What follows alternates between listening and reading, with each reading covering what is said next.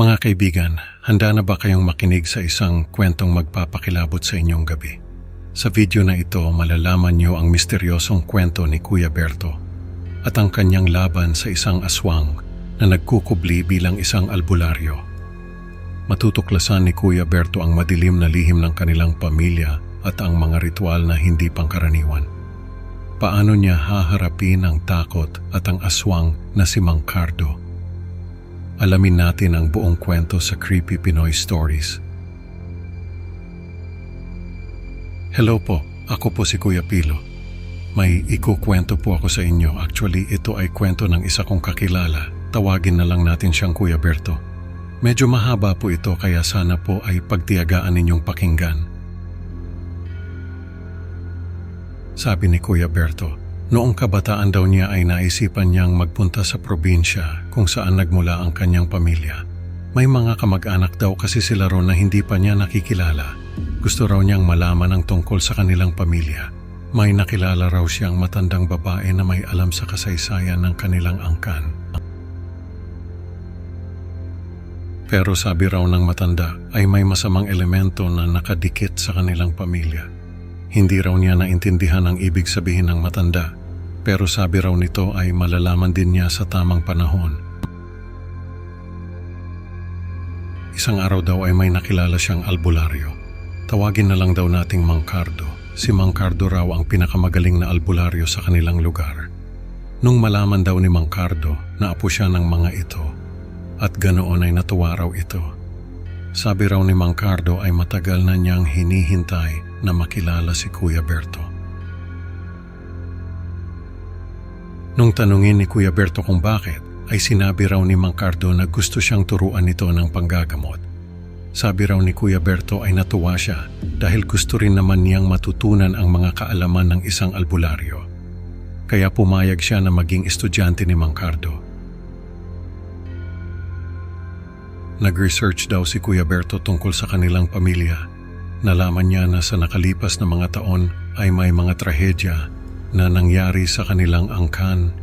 May mga nawawalang kamag-anak, may mga pinapatay, may mga nagkakasakit ng malubha at kung ano-ano pa. Doon daw niya naalala yung sinabi ng matandang babae na may masamang elemento sa kanilang pamilya. Nung sabihin niya ito kay Mang Cardo, ay nagulat daw ito at sinabi na hindi niya dapat pinapansin ang mga ganoong bagay. Doon daw nagsimula na magduda si Kuya Berto kay Mang Cardo. Habang tumatagal kasi ay napapansin niya na may mga kakaibang ritual na ginagawa si Mang Cardo. Mga ritual na hindi naman talaga kailangan para sa panggagamot. Halimbawa raw ay yung paglalagay ng mga dahon sa ilalim ng higaan ng pasyente. Tapos ay may mga bulong pa ito na hindi maintindihan ni Kuya Berto. Nung tanungin niya si Mang Cardo kung ano ang ibig sabihin ng mga bulong nito, ay nagalit pa raw ito sa kanya. Isang araw ay may kumalat na balita sa kanilang lugar. May natagpo ang bangkay ng isang buntis na babae sa kagubatan. Napakabrutal daw ng sinapit ng babae. Wala na itong laman loob at pinutol pa ang mga braso at binti. Nung makita ni Kuya Berto ang bangkay ay doon daw siya nakaramdam ng takot. Dahil naalala niya yung sinabi ng matandang babae na may masamang elemento sa kanilang pamilya, naisip niya na baka kamag-anak nila yung buntis na babae.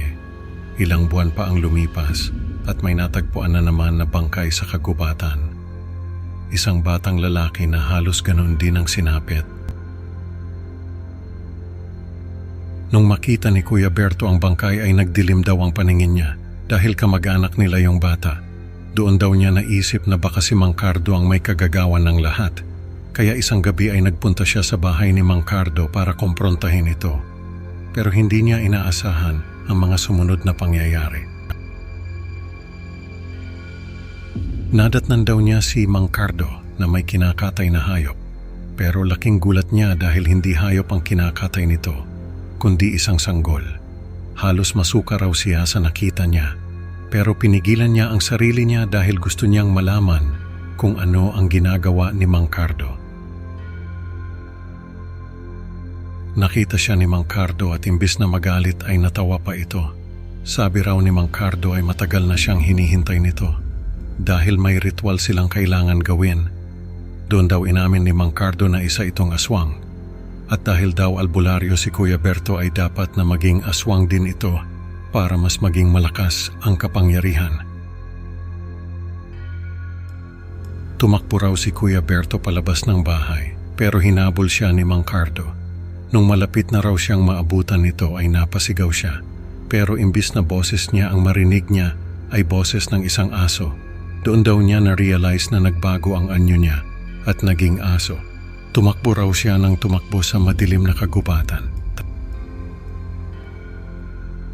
Pero naririnig niya ang pagtawa ni Mang Cardo na patuloy na humahabol sa kanya hanggang sa naisip niya na hindi siya pwedeng magpatalo. Kailangan niyang ipaglaban ang kanyang pamilya na pinagnanasahan ng aswang na si Mang Cardo. Doon daw siya nakahanap ng lakas at tapang para labanan si Mang Cardo. Pumalik siya at hinarap ang aswang. Sa pagkakataong iyon ay hindi na raw siya natakot. Sa halip ay siya pa ang umatake kay Mang Cardo. Sinunggaban niya ito at kinagat sa leeg. Narinig niya ang sigaw ni Mang Cardo pero hindi siya tumigil sa pagkagat hanggang sa maramdaman niyang nanlalambot na ang katawan nito. Nung pakawalan niya si Mang Cardo ay nakita niyang bumalik ito sa anyong tao at wala na itong buhay. Bigla raw may lumitaw na matandang lalaki na may dalang lampara. Tinulungan siya nitong makabalik sa anyo ng tao at tinuruan ng mga bagay na kailangan niyang malaman tungkol sa mga aswang. Nalaman niya na ang matandang lalaki ay isa ring albularyo na matagal ng kalaban ni Mang Cardo. Hindi lang daw ito magawang patayin ng matanda dahil napakalakas ng kapangyarihan nito. Pero dahil daw sa isang bagitong albularyo na kagaya ni Kuya Berto ay napatay niya si Mang Cardo. Nung sumunod na araw ay kumalat ang balita na natagpuan ang bangkay ni Mang Cardo sa kagubatan. Wala na raw itong ulo. Sabi ni Kuya Berto ay hindi naman niya pinugutan ng ulo si Mang Cardo. Pero ang hinala niya ay yung mga taong galit dito dahil sa mga pinatay niyang biktima ang may kagagawan noon. Sabi ni Kuya Berto hindi niya inaasahan na sa murang edad ay makakapatay na siya ng aswang. Pero hindi siya nagsisi. Sa halip ay pinangako niya sa sarili niya na magiging tagapagtanggol siya ng kanilang pamilya laban sa mga aswang. Mga kaibigan, na natutunan natin na ang kasamaan ay laging may katapat na kabutihan gaya ng tapang ni Kuya Berto laban kay Mang Cardo. Maraming salamat sa pakikinig. Huwag kalimutang mag-like at mag-subscribe para sa mas marami pang nakakatakot na kwento. Hanggang sa susunod na upload mga kaibigan, tandaan sa dilim ng gabi laging may nagmamasid. Paalam.